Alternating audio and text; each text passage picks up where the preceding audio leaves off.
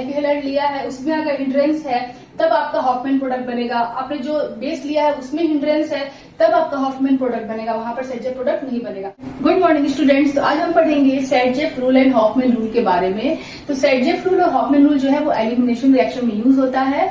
तो वहां पर हम क्या करते हैं, एलिमिनेशन रिएक्शन में कोई एल्किल हैलाइड को लेते हैं और बेस के साथ रिएक्शन कराते हैं तो हमारा एल्कीन बनता है, या हम एल्कोहल लेते हैं तो अगर हम इसे एसिड के साथ रिएक्शन कराते हैं तो एल्कीन बनता है। तो एलिमिनेशन रिएक्शन में क्या बनता है, एल्कीन।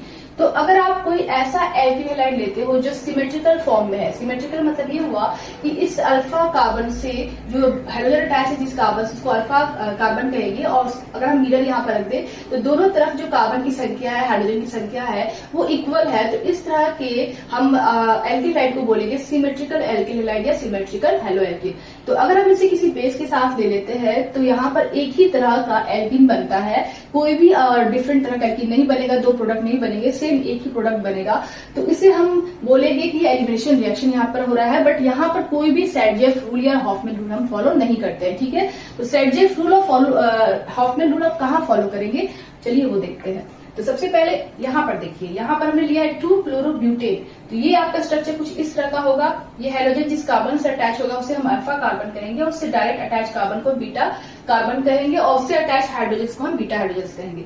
यहाँ पर आप देखेंगे कि 3 बीटा हाइड्रोजन है, यहाँ पर 2 बीटा हाइड्रोजन है। तो अगर हम यहाँ मिरर रख देते हैं तो इस साइड आपके जो चेन है वो डिफरेंट है और इस साइड जो चेन है वो डिफरेंट है। यहाँ पर 2 कार्बन है, यहाँ 1 कार्बन है, यहाँ पे 2 बीटा हाइड्रोजन है, यहाँ पे 3 बीटा हाइड्रोजन है। इसका मतलब कि इस तरह की एल्किल हैलाइड को हम बोलेंगे अनसिमेट्रिकल एल्किल हैलाइड।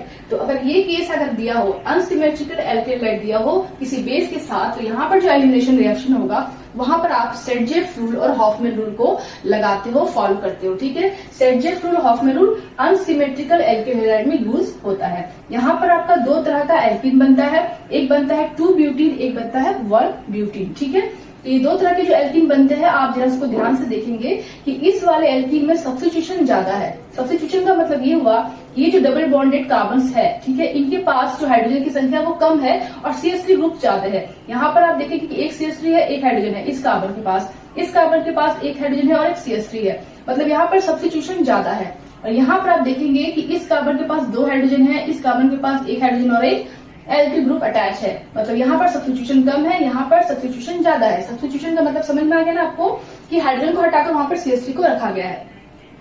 तो ये जो आपका 2-ब्यूटेन है ये मोर सब्स्टिट्यूटेड है, और ये जो आपका 1-ब्यूटेन है ये लेस सब्स्टिट्यूटेड है। अब बात करते हैं अल्फा हाइड्रोजन की। तो ये आपका मेन फंक्शन ग्रुप हो गया, इससे डायरेक्ट अटैच कार्बन को हम अल्फा कार्बन कहेंगे और उससे डायरेक्ट हाइड्रोजन को हम अल्फा हाइड्रोजन कहेंगे। तो ये जो 2-ब्यूटेन है इसके पास 6 अल्फा हाइड्रोजन है, तो इसमें आपका हाइपर कंजुगेटिव स्ट्रक्चर्स कितने बनेंगे, 7। ठीक है, हाइपर कंजुगेशन आपने पढ़ा होगा तो वहां पर आप उसका फॉर्मूला जानते होंगे कि आपका alpha hydrogen plus 1 is equal to hyperconjugative structures होते हैं। तो यहाँ पर जो 2-ब्यूटीन है इसके पास 7 आपके हाइपर कंजुगेटिव स्ट्रक्चर्स बनेंगे, और यहाँ पर आपका 1 अल्फा हाइड्रोजन है, यहाँ पर एक ही का अल्फा कार्बन है, इससे डायरेक्ट अटैच कार्बन हाइड्रोजन को हम अल्फा हाइड्रोजन कहेंगे। तो ये जो 1-ब्यूटीन है इसके पास 1 अल्फा हाइड्रोजन है और इसके पास जो हाइपर कंजुगेटिव स्ट्रक्चर्स होगा वो 2 बनेगा। तो 2-ब्यूटीन में आपके 6 अल्फा हाइड्रोजन मतलब 7 हाइपर कंजुगेटिव स्ट्रक्चर्स, 1-ब्यूटीन में आपके 1 अल्फा हाइड्रोजन मतलब 2 हाइपर कंजुगेटिव स्ट्रक्चर्स। तो जितने भी ज्यादा आपके हाइपर कंजुगेटिव स्ट्रक्चर्स बनते हैं वो एल्कीन जो होता है वो उतना ही ज्यादा स्टेबल होता है। ठीक है, तो ओवरऑल आपको याद क्या रखना है, आपको याद रखना है कि जितने ज्यादा अल्फा हाइड्रोजन होंगे, जितने ज्यादा सब्स्टिट्यूशन होंगे उस एल्कीन के पास, उतना ही वो स्टेबल होगा, उतना ही वो आपके सोल्यूशंस में ज्यादा मात्रा में पाया जाएगा। तो यहाँ पे 2-ब्यूटीन, यहाँ पे 1-ब्यूटीन बन रहा है। तो ये आपका मोर सब्स्टिट्यूटेड है, ये आपका लेस सब्स्टिट्यूटेड है, इसमें हाइपर कंजुगेशन ज्यादा हो रहा है, इसमें कम हो रहा है। तो इसको हम बोलेंगे कि ये आपका जो है मेजर बनेगा और ये आपका माइनर बनेगा। ठीक है, तो Saytzeff rule and Hofmann rule यहाँ पे कैसे फॉलो होगा, तो सेटजेफ जो साइंटिस्ट थे, ठीक है, उन्होंने बताया कि आपका जब हम अनसिमेट्रिकल एल्किल हैलाइड को लेते हैं तो वहां पर 2 तरह की एल्कीन बनती है। तो मोर सब्स्टिट्यूटेड एल्कीन को हम सेटजेफ प्रोडक्ट करते हैं और यही रूल है आपका सेटजेफ रूल कहलाता है। ठीक है, तो सेटजेफ ने ये कहा कि अनसिमेट्रिकल एल्किल हैलाइड को किसी बेस के साथ लेते हैं तो वहां पर more substituted alkene major product में बनता है। मोर सब्स्टिट्यूटेड एल्कीन जो है आपका मेजर बनेगा, ज्यादा बनेगा, इसी को आप सेटजेफ रूल कहेंगे और इस प्रोडक्ट को आप सेटजेफ प्रोडक्ट कहेंगे। ठीक है, और जो माइनर बनता है वो आपका कहलाता है हॉफमैन रूल। सेटजेफ रूल का ठीक उल्टा हॉफमैन रूल हो जाता है। कैसे, सेडजेफ ने कहा कि जब हम अनसिमेट्रिकल एल्कीन हैलाइड को लेंगे किसी बेस के साथ तो मोर सब्स्टिट्यूटेड एल्कीन जो होगा वो ज्यादा बनेगा अकॉर्डिंग टू सेडजेफ रूल। लेकिन हॉफमैन ने कहा कि जब हम किसी अनसिमेट्रिकल एल्कीन हैलाइड को लेते हैं किसी बेस के साथ तो जो माइनर वाला है वो मेजर बन जाता है और जो मेजर वाला है वो माइनर बन जाता है। तो इस रूल को बोलते हैं हॉफमैन रूल। मतलब ये कि जो मोर सब्स्टिट्यूटेड है वो माइनर बनेगा और जो लेस सब्स्टिट्यूटेड है वो मेजर बनेगा अकॉर्डिंग टू हॉफमैन रूल। ठीक सेडजेफ रूल का उल्टा हॉफमैन रूल हो जाता है। और साथ ही यहाँ पर आप E1, E2 और E1 CB के बारे में बताएंगे कि जो E1 रिएक्शन होता है, E1 एलिमिनेशन रिएक्शन होता है, इनमें जो प्रोडक्ट बनते हैं वो सेडजेफ रूल को फॉलो करते हैं। E2 में जो प्रोडक्ट बनते हैं, एल्कीन्स बनते हैं, वो सेडजेफ रूल और हॉफमैन रूल दोनों को फॉलो करते हैं। और E1 CB में जो आपके एल्कीन्स बन रहे हैं वो केवल हॉफमैन रूल के अकॉर्डिंग ही बनेंगे। ठीक है, तो ये चीज आपको याद रखना है। सेडजेफ रूल में क्या होता है कि जो डिफरेंट एल्कीन्स बन रहा है प्रोडक्ट में, तो उनमें जो मोर सब्स्टिट्यूटेड एल्कीन होता है वही मेजर प्रोडक्ट होता है। ठीक है, और हॉफमैन रूल क्या कहता है कि जो डिफरेंट एल्कीन्स बन रहे हैं प्रोडक्ट में, उनमें जो लीस्ट सब्स्टिट्यूटेड एल्कीन होता है वही मेजर प्रोडक्ट होता है। यहाँ पर मैंने इसको अंडरलाइन कर लिया है। ठीक है, इसका एग्जाम्पल मैंने यहाँ पर लिख दिया है कि अगर हम अनसिमेट्रिकल एल्कीन हैलाइड को लेते हैं बेस के साथ तो यहाँ पर दो तरह की डिफरेंट एल्कीन्स बनती हैं। जो मोर सब्स्टिट्यूटेड एल्कीन होगा वो मेजर होगा, जो लिस्ट सब्स्टिट्यूटेड एल्कीन होगा वो माइनर होगा। तो जो मोर सब्स्टिट्यूटेड एल्कीन कब मेजर होगा, जब वो सेडजेफ रूल को फॉलो करेगा।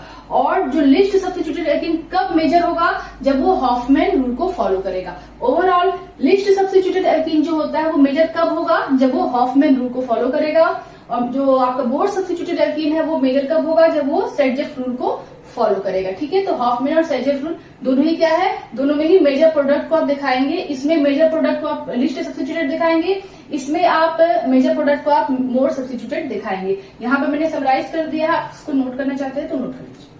सो स्टूडेंट्स, तो कब आप हॉफमैन प्रोडक्ट को शो करेंगे, कब आप सेडजेफ प्रोडक्ट को शो करेंगे, ये क्वेश्चन आता है। ठीक है, अनसिमेट्रिकल एल्कीन हैलाइड लेते हैं आप तो दो तरह की डिफरेंट एल्कीन बनती है। तो जो मोर सब्स्टिट्यूटेड होगी वो सेडजेफ प्रोडक्ट होगी, जो लिस्ट सब्स्टिट्यूटेड होगी वो हॉफमैन प्रोडक्ट होगी, वो अपने केस में वो मेजर होगी। ठीक है, तो आप कब हॉफमैन को दिखाएंगे, कब आप सेडजेफ को दिखाएंगे, ये मैं नेक्स्ट क्लास में आपको बताऊंगी कि क्या क्या फैक्टर जो होता है वो हॉफमैन प्रोडक्ट को बनाने में हेल्प करता है। क्योंकि जो आपने एल्कीन हैलाइड लिया है, अगर वो सिंपल सा एल्कीन हैलाइड है तो आप सेडजेफ प्रोडक्ट को ही दिखाएंगे। लेकिन आपका जो एल्कीन हैलाइड है या जो बेस है, इसमें अगर बल्कीनेस पाया जाए, अगर हिंड्रेंस पाया जाए, तो वहां पे सेडजेफ प्रोडक्ट नहीं बनेगा, वहां पे आपका हॉफमैन प्रोडक्ट बनेगा। ठीक है, अगर आपका जो आपने एल्कीन हैलाइड लिया है उसमें अगर हिंड्रेंस है तब आपका हॉफमैन प्रोडक्ट बनेगा। आपने जो बेस लिया है उसमें हिंड्रेंस है तब आपका हॉफमैन प्रोडक्ट बनेगा, वहां पर सेडजेफ प्रोडक्ट नहीं बनेगा। तो काफी सारे फैक्टर्स है जो हॉफमैन प्रोडक्ट बनाने में रिस्पॉन्सिबल होते हैं। तो नेक्स्ट क्लास में मैं आपको वही बताऊंगी। ठीक है, तो आज के यही तक, टेक केयर, बाय बाय।